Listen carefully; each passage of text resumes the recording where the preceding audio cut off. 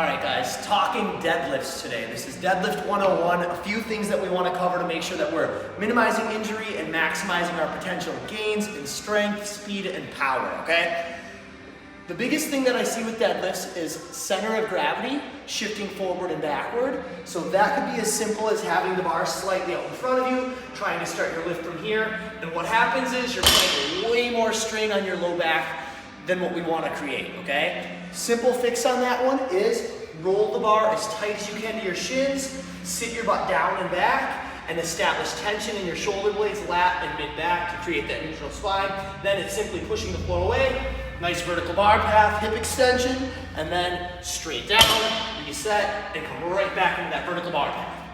Now, the other thing I typically see is a lot of excess pulling and arching the low back to finish, which that's doing nothing for your glutes, your hamstrings. All it's doing is, again, contracting your mid-back, all your extensor muscles way harder than necessary.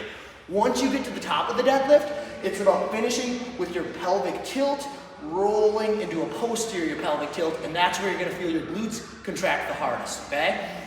One more thing to touch on.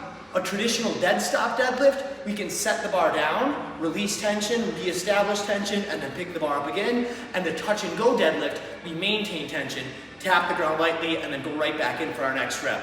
I'll show you 3 traditional deadlifts with a dead stop, and then I'll show you 3 with the touch and go.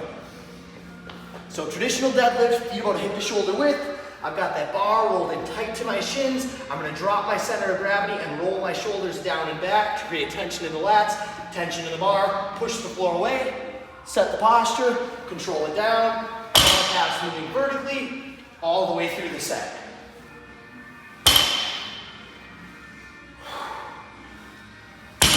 Now, part 2, the touch and go deadlift. This is typically used more for power, so I'm gonna try to accelerate the weight and maintain tension through all 3 reps, okay? First rep starts the same way, establish tension, nice low center of gravity, I'll push the floor away.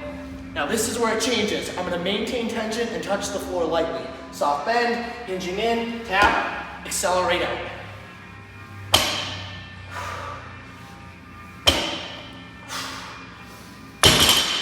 All right, maintain tension. Shoulders down and back. Center of gravity tight to the bar. Vertical bar path. You got it.